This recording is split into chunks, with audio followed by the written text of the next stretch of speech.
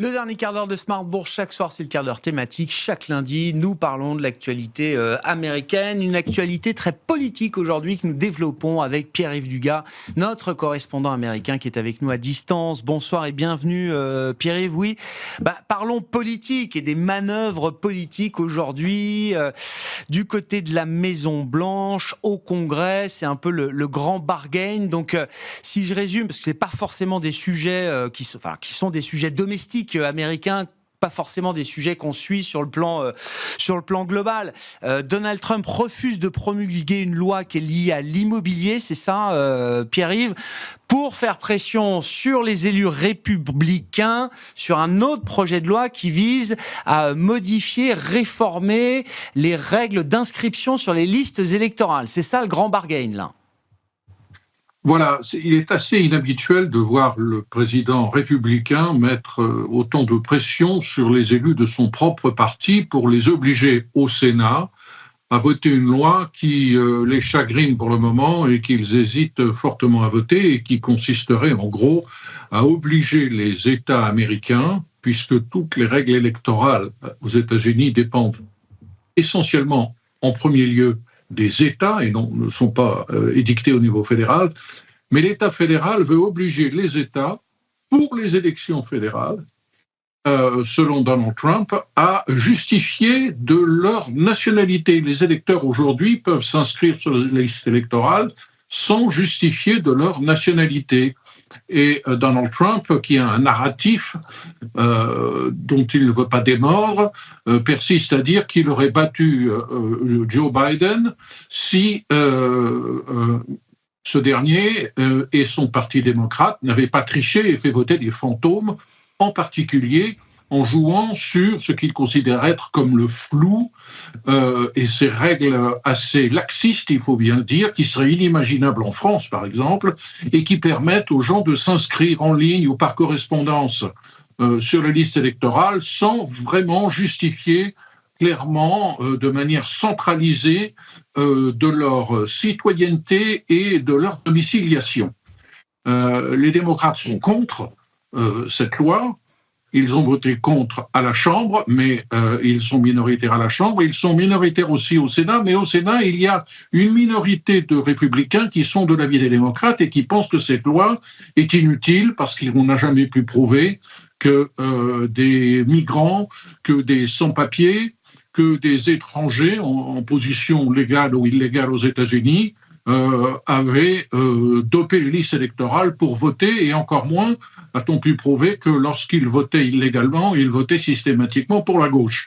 Mais Donald Trump ne veut pas en démordre et il met dans la balance pour forcer le Sénat républicain à voter cette loi le passage d'une loi, alors là c'est extraordinaire et c'est une exception à Washington, une loi qui a été votée par une majorité écrasante dans les deux chambres et par les deux partis. Donc on ne comprend pas pourquoi Donald Trump veut brusquement empêcher cette réforme des normes qui concernent la construction et qui a pour objectif de doper la construction aux États-Unis dans le secteur résidentiel et qui prétend œuvrer en faveur d'un abaissement du coût effectif du logement.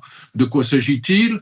Il s'agit en particulier, c'est une démarche assez populiste qui a été adoptée tant par les démocrates que par les républicains, d'interdire aux institutions financières d'investir massivement dans le secteur résidentiel.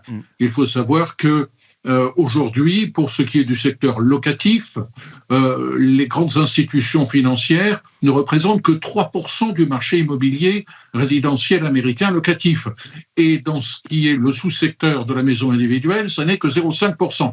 Pour autant, dans certaines métropoles, de grosses institutions jouent quand même un rôle qui est un petit peu plus que marginal, et ces institutions sont mal vues, et les républicains, tant que les démocrates populistes, prétendent que c'est en gros Wall Street qui fait monter artificiellement le prix du logement et qui empêche l'Américain moyen, en particulier les défavorisés, d'accéder à un prix à peu près correct au logement.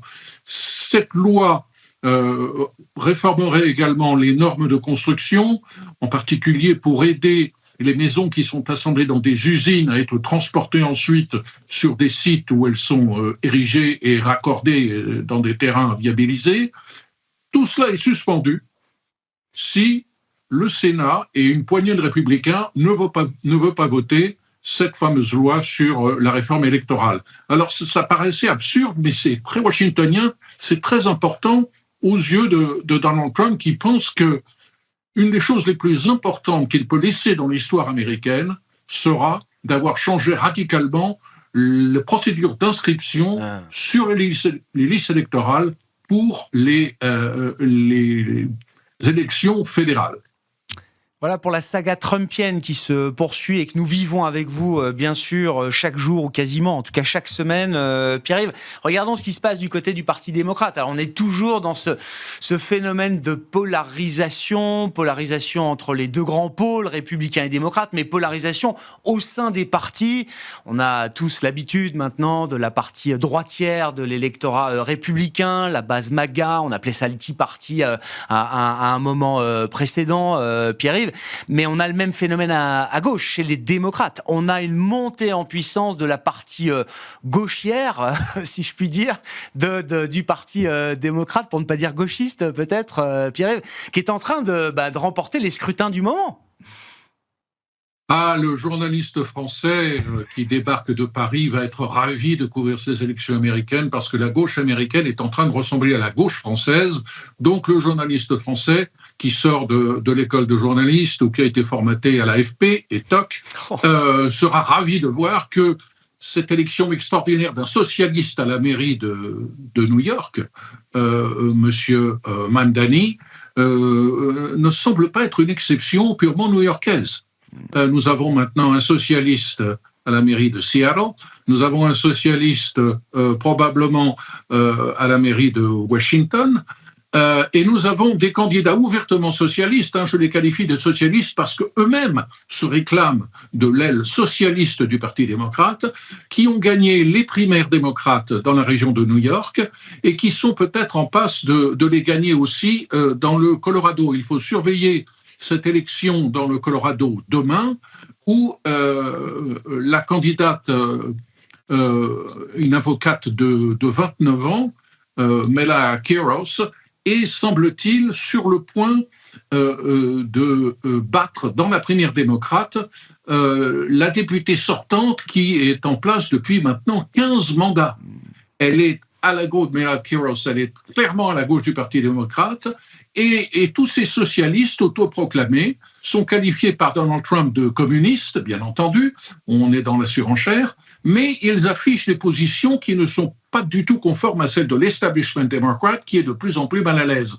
En particulier, les leaders démocrates du Congrès qui sont très mal à l'aise parce que eux ont atteint leur position de responsabilité au sein du Congrès en vertu de l'ancienneté. Ce sont donc, entre guillemets, des dinosaures qui sont plutôt de l'aile social-démocrate, voire centriste du parti, et qui voient arriver ces jeunes loups qui sont ouvertement socialistes, qui sont contre l'État d'Israël, pour la taxation du patrimoine et pas simplement du revenu des riches, qui sont favorables à une nationalisation de l'assurance maladie, autant de thèmes qui, pour un Français, paraissent tout à fait sociodémocrates et acceptables, mais pour un démocrate centriste, sont assez révolutionnaires. Est-ce qu'ils sont en train de prendre le pouvoir au sein du Parti démocrate ? Qu'est-ce que ça ouvre comme perspective d'équilibre pour le 2027, bien sûr, Pierre-Yves ?